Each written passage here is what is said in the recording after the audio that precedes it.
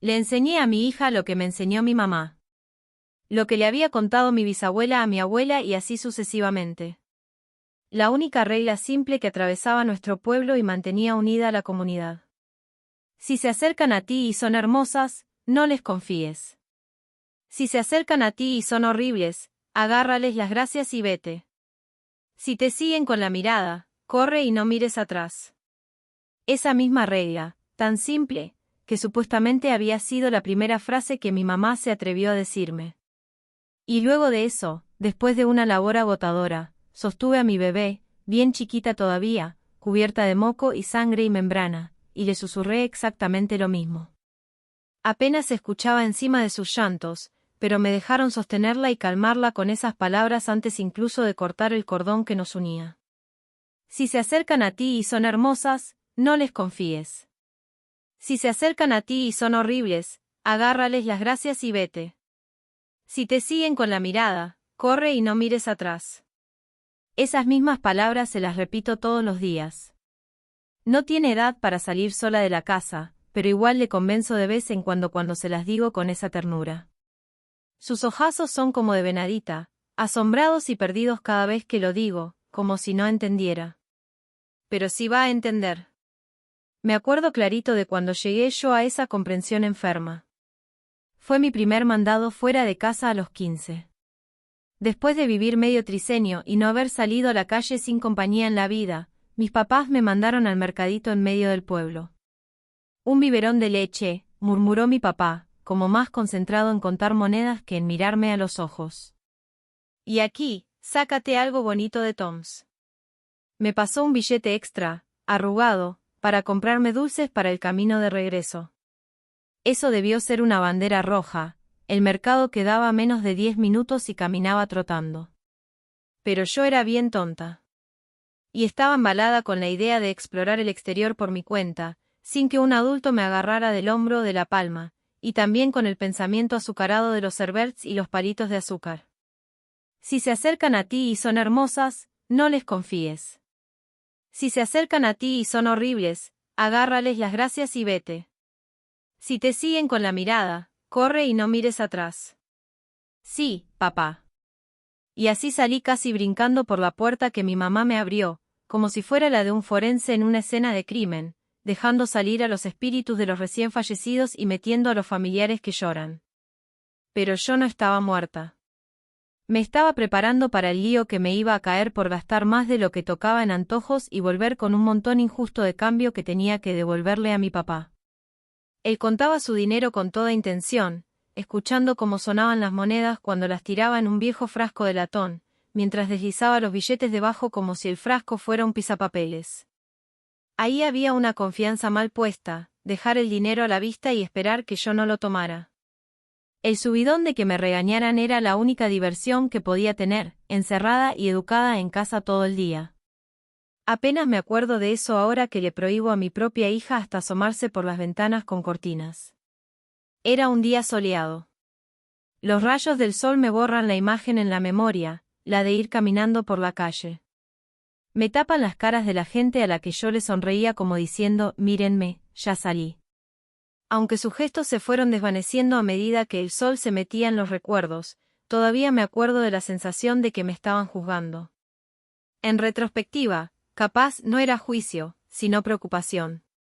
Pero me volvió tan consciente de todo que terminé metiéndome en mis propios pensamientos. Y fue entonces cuando me chocó con ella. Una mujer que todavía hoy solo puedo describir como angelical. La recuerdo clarísima. Piel pálida, casi completamente blanca, tan blanca que podía ver las venas morado-azuladas que se le marcaban en el cuello y se le metían en la cara. Ojos almendrados y unos labios que se fruncían con una facilidad increíble, todo pintado con un rubor precioso que solo había visto mi mamá usar una o dos veces en eventos bien formales, como bodas o funerales. Pero ella era distinta a mi mamá. Era lo único con lo que podía compararla en ese momento, porque mi mamá era la única mujer, o bueno, la única persona femenina en general, con la que yo pasaba tiempo. A diferencia de mi mamá, que tenía imperfecciones y arrugas humanas, esta mujer casi no tenía nada. Casi, digo, porque aún así, la textura de porcelana, como de muñeca, de sus mejillas, donde deberían salir poros y pelitos, me dejó bien inquieta. Otra cosa que noté es que iba vestida diferente, su brazo flaco me estaba sujetando, y estaba cubierto por una tela blanca y lisa, adornada con ornamentos plateados que parecían aljece o cruces, si no fuera porque estaban mirando hacia abajo por el peso del metal. Se veía como el tipo de mujer que mi mamá podría llamar impía, con el escote moderadamente expuesto y ojos como los de una ninfa, uñas largas y los labios de un color demasiado descarado. Aún así, su cabello dorado se le caía alrededor y brillaba como un halo bajo el sol del verano, y sus uñas perfectamente arregladas me rozaron cuando yo, tropezándome, caí hacia ella, me sostuvo el brazo mientras yo me iba al frente. Raro que me gustara la sensación, porque me dio una vergüenza instantánea que me subió hasta las mejillas. Lo siento, no estaba mirando por dónde iba. Le murmuré, hipnotizada por ese brillo casi amarillento en sus ojos felinos. Ella hizo un parpadeo lento como gato, sonriéndome con una fila perfecta de dientes, y me tocó la cabeza con la mano antes de quitarla por completo. Sentí la ausencia cuando recogió la mano para andar acomodando su joyería plateada. Está bien, ya te tengo. Solo hasta ese momento aparté la mirada de sus ojos, por lindos que fueran. En medio de su frente había algo que yo nunca había visto. Era una cosa extrañamente horrible que me regresó de golpe a la realidad. Parecía un tatuaje, un triángulo invertido, con un círculo más grande rodeándolo. Era pequeño, pero marcaba buena parte de su frente, como algo tosco comparado con el resto de su apariencia. Pero eso no fue lo que hizo que a mi corazón se le cortara el ritmo y se me subiera la garganta. Lo que me dejó helada fue darme cuenta de que esas marcas raras no eran tinta, eran piel fibrosa, como si se la hubiera abierto para pudrirse. La sangre hacía rato que se había secado, oxidándose hasta volverse un negro aterciopelado, profundo. Parecía como si se la hubieran cortado en la piel tantas veces, que el órgano ya ni intentaba cicatrizar, en vez de eso, se fue abriendo hacia afuera para formar un símbolo sobresaliente, que se había tejido en su cráneo. Eso le quitaba la ternura a su sonrisa y la volvía más una amenaza. Ahora se veía menos como una sonrisa dirigida hacia mí y más como el tipo de sonrisa que te das a ti misma porque estás emocionada con un tazón de sopa caliente o con un pan recién horneado, esa comodidad que te llega sin pensarlo, cuando por debajo te das cuenta de que quizá algo murió para que esa comida llegara a tu plato, pero igual ahí está, para que lo disfrutes. Si se acercan a ti y son hermosas, no les confíes. Si se acercan a ti y son horribles, agárrales las gracias y vete. Si te siguen con la mirada, corre y no mires atrás.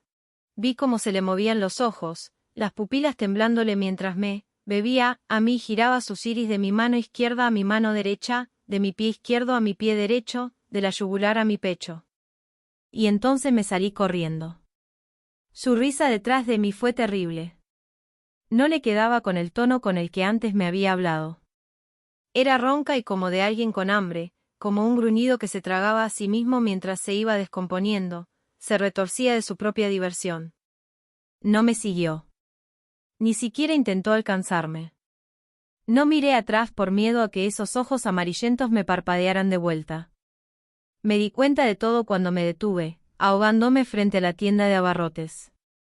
Sus palabras y lo que significaban ya estaban claritas. Ya te tengo. Mentira. Sus palabras, aunque sonaran como una sirena, no daban confianza. ¿Estás bien, muchacha? Me preguntó el encargado cuando me acerqué al mostrador con una bolsita de papel barata y un cartón de leche. Seguro debía verse un desastre, pelitos pegados a la cara por el sudor, porque en la carrera se me había soltado la coleta. Sí, señor. Tu papá me debe trabajo, eso dijo, que iba a cargar por acá esos cajones de manzanas para mí, porque ya no puede con sus rodillas. Lo dijo y me apuntó con la ceja por la impuntualidad de mi papá, como dejando claro su disgusto. Yo entendí el mensaje perfecto, claro que sí. Trae a tu papá por aquí, sé que está por algún lado. Sus ojos lo decían. Solo yo hoy, señor Mercer. Murmuré, bien apagada mientras deslizo los billetes en el mostrador y bajaba la leche dentro de la bolsa. La condensación hizo que se humedeciera en partes casi al instante. Ah, dijo él, antes de ponerse cara de que mejor pensaba bien qué era lo que iba a decir. Ah, ya veo. Nomás asentí, le agradecí la leche y me fui. Antes de salir, me gritó una última cosa: mejor ni te vayas a Tom's y vete derechito a casa, muchachita. Ya se está haciendo tarde y no quieres estar afuera después que se oscurece. Otra vez, pude escuchar las palabras que no dijo, clavadas en su forma de hablar. No quieres estar afuera, sola, después que se oscurece. No fue hasta que ya iba como a medio camino de regreso, pasando frente a la tienda, que me puse a darle otra vuelta a lo que me dijo el señor Mercer. Tom Sweet Emporium, el letrero me llamaba, con sus anuncios viejos y gastados y sus estantes amarillos llenos a tope de un Books y Fizers. ¿Cómo sabía el que ese era mi siguiente paso? Me dio una sensación rara en el estómago pensarlo, y al final terminé caminando de largo, sin pasar por ahí ni una sola vez. Mercer tenía razón, ya se estaba haciendo tarde y no quería estar afuera después de la oscuridad. Mucho menos sola. Lo que pasó después de ese viaje se me hace difícil de escribir.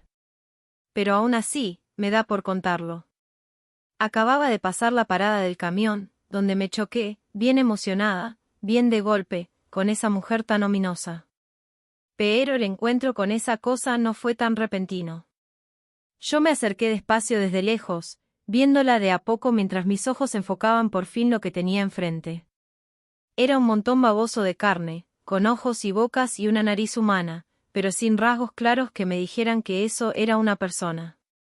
Más bien parecía la mezcla de varias personas. Podía distinguir algunas caras dentro del cuerpo de carne, como si estuvieran ahí adentro y empujaran para salir. Los rasgos en sí se veían raramente familiares, narices puntiagudas y ojos hundidos, pero no había manera de saber quiénes eran de verdad las personas peleándose dentro de esa jaula de carne. Me regresé a la idea de la linda señora con la que me había chocado, y los pensamientos macabros que se me venían a la cabeza llenaron los huecos. Me dio arcadas, casi vomitando el contenido de mi estómago en el camino. No me da pena admitirlo, me hice encima cuando la cosa se me lanzó encima, dejando tras de sí rastros de carne y cabello y sangre. Ángel de la luz. Ángel de la luz, escupía entre todas sus bocas. Las voces eran distintas entre sí y subían por el aire como la masacre de un coro celestial.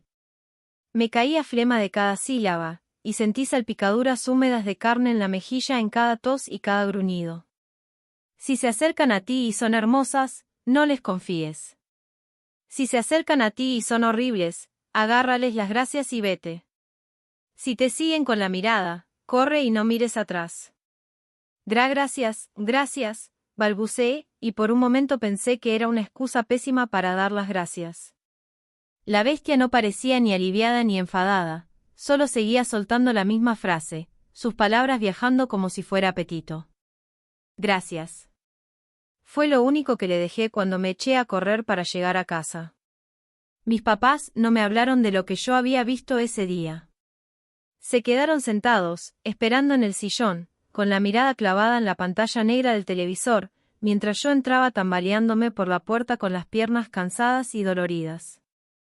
«Ay, qué pena», dijo mi mamá, más para ella que para mí, «vamos, métete a bañar». Y ahí se acabó la conversación. No dijimos más nada. Un día, mi Rosemary va a cumplir 15. En unos años, va a hacer el mismo camino que hice yo con el mismo billete arrugado para dulces que me dio mi papá. Yo solo puedo esperar que ella siga mis pasos, que corra huyéndole al diablo y llegue hasta la tienda general de Mercer. Que ignore la tentación del azúcar y le dé prioridad a la seguridad del día. Que sea educada cuando tenga hambre. Que no una sola vez mire atrás y se lance con los brazos abiertos hacia su futuro. Y, sobre todo, que haga caso de mi consejo. Ese mismo consejo que le voy a taladrar en la cabeza y que voy a afilarle para que siga sus instintos incluso en los peores sustos que jamás vaya a experimentar. Si se acercan a ti y son hermosas, no les confíes. Si se acercan a ti y son horribles, agárrales las gracias y vete. Si te siguen con la mirada, corre y no mires atrás.